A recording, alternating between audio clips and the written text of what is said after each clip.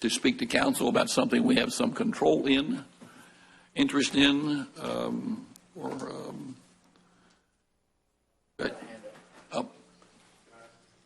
did you sign up? Okay, sure. Joe Hicks, you can come forward, and then we'll get your name added on. He'll bring it to you. Just stand right there, and I'll call your name. And Mr. And President, make sure yes. this what you're going to talk about today. Make sure today you're not discussing anything that we have we're waiting on to make a legal decision on, or anything that's under review for us.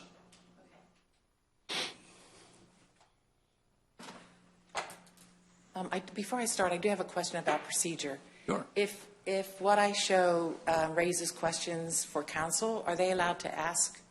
No, so it's just a comment and then. Yes. All right, good. Thank you. Unless there's something that really strikes the mind, so it's a really big deal. Normally, no, the only person under comment that would comment is the president. All right, and you'll let me know if I'm in a territory that I shouldn't be speaking. Mr. Moore will, yes. Yes. Thank you. Okay. Good morning and Happy New Year. I'd like to thank Todd Lawson, Vince Robertson, and Jamie Whitehouse for their work on the perimeter buffer amendment. And thank you, council members, for your continued focus on this issue. On December 12th, Mr. Lawson stated that council needs to decide if the 30-foot perimeter buffer is enough and recommended that council members perform site visits to make that determination. I invite each of you to visit my home and experience firsthand how a 30-foot buffer performs. Imagine what it looks like to have 3 homes across the back within 40 feet of our property or your property. Imagine years of close-range construction activity and ask yourselves if 30 feet is enough. I would like to address an issue Mr. Riley referenced on the 12th. This picture and the next photo are not of the most recent storm. These photos are from December 11th, when only 1.5 inches of rain fell. Supposed to move? It's not moving. There we go. Let's see. In this photo, I've circled the area where the silt fence fails to hold the water back and floods onto our properties. That's my property right beyond that silt fence. With each and every storm, it floods. Before the forest was clear-cut, its canopy slowed down the rate of rainfall. Now removed, the unmitigated rain falls at a higher rate, builds up behind the silt fence, and overwhelms the area.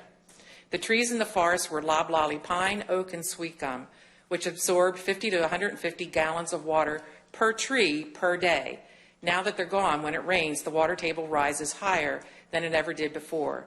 9 years in our home, and we have never experienced the sump pump in our crawl space cycling continually day and night for a week or more, as it does now that the forest has been removed.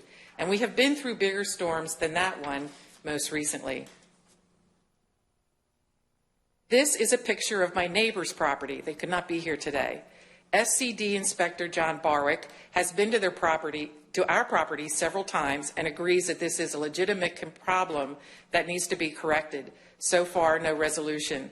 These conditions, the direct result of clear cutting, are unacceptable. This is a mess for our children and our family pets. It's drowning our yards, and it's putting our trees on our properties at risk. How long will we have to live with these conditions? During our opposition to this application, we were told that our concerns with flooding were of no consequence because it is illegal for the developer to allow water to come onto our properties, and we were dismissed. This is Sarah Run, now runs higher and is carrying silt from the runoff. Sarah Run flows into Herring Creek and into Rehoboth Bay. That's in our development, by the way, that picture.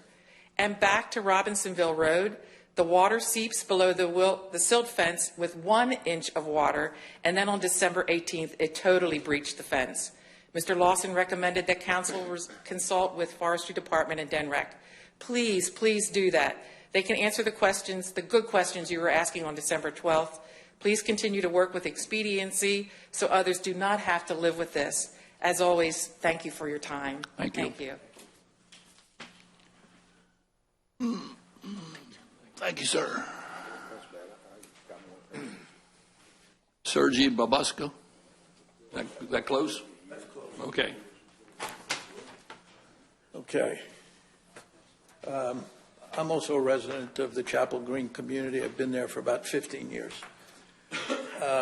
After much and prolonged dissatisfaction by most residents of eastern Sussex County regarding what we considered out-of-control development, Council last March acknowledged that land use ordinances must be reviewed and rewritten to correct their deficiencies.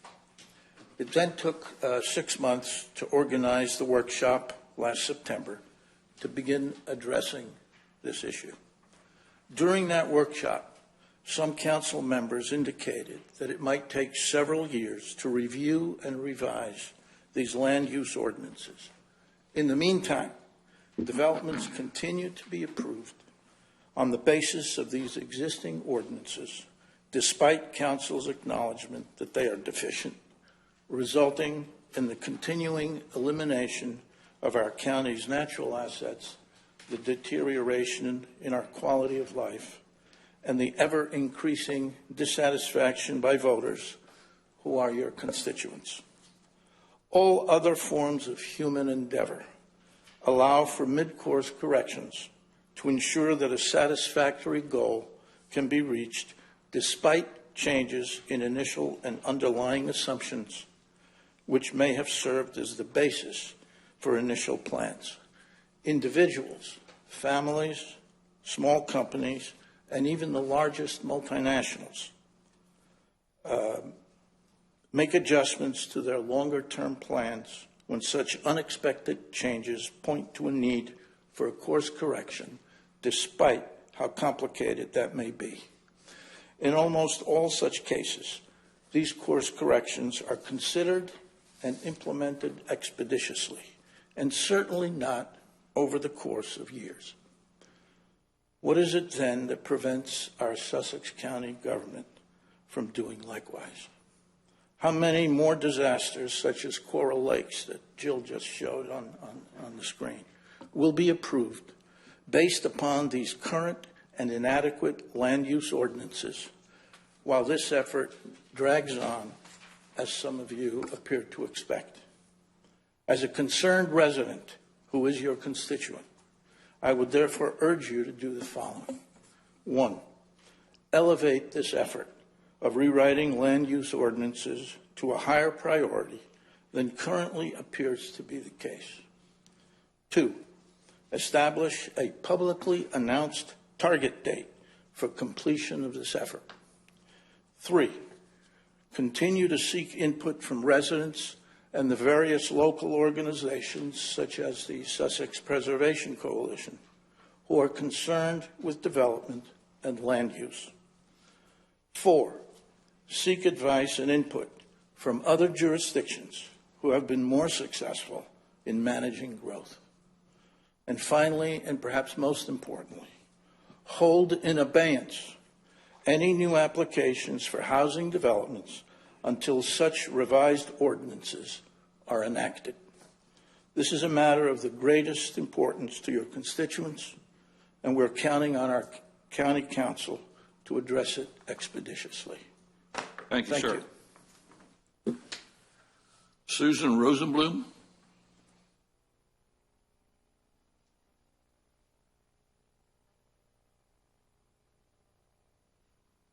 Good morning.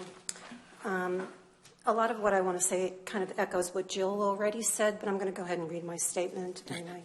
Could we have your address, please? It's 29 Aintree Drive, Lewis. Thank you. And it's Susan Petsy Rosenblum.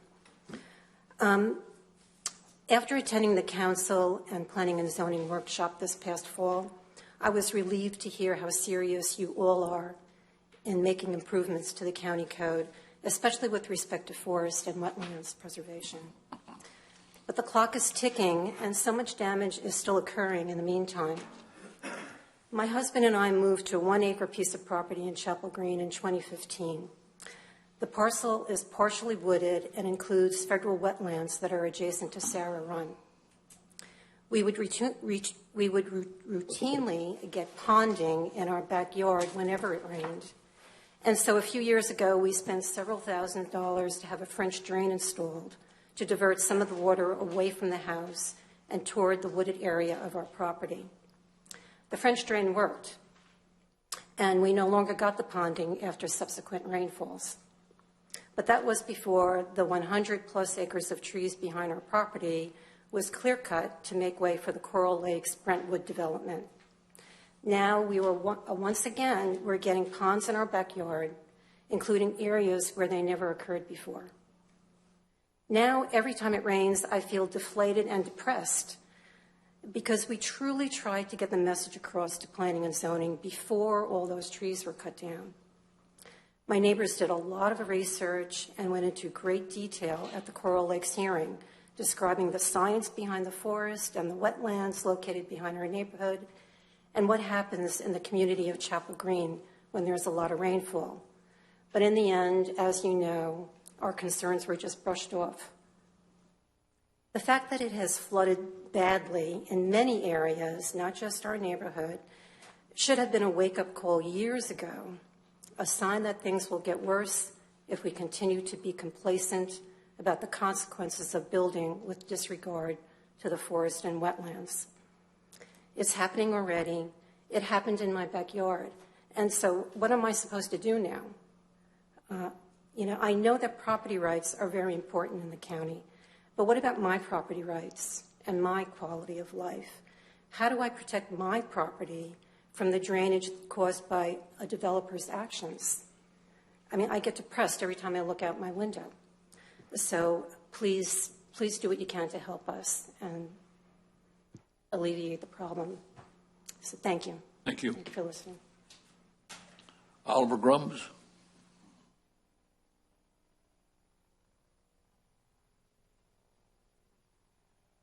Good morning and Happy New Year. Morning. My name is Oliver Gums. I am the Director of Finance for the Cape Henlopen School District. I come before you on behalf of all of the Sussex County School District CFOs in support of the Voluntary School Assessment Program. As you are aware, Senate Bill 186 was enacted by the legislature that allows for the collection of voluntary school fees based on the program parameters.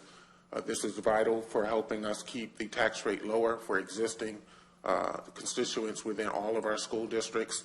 It would have a significant impact due to all of the growth that is happening in all of our school districts. Just for Cape Henlopen alone, over the last 3 years, we have grown over 500 students due to all the growth, which equals one new school. And this money that, once the program is enacted, would help keep our tax rate lower. So I know you have a presentation this morning, regarding the program. Would urge and respectfully ask that you take action to enact all the ordinances necessary to collect the fees. Thank you. Thank you. Could we have your address, please? My personal address No, is you can use your school address if you want. Cape Henlopen School District, and it is 1270 Kings Highway, Lewis, 19958. Thank you. Operator, check online, please, for public comment.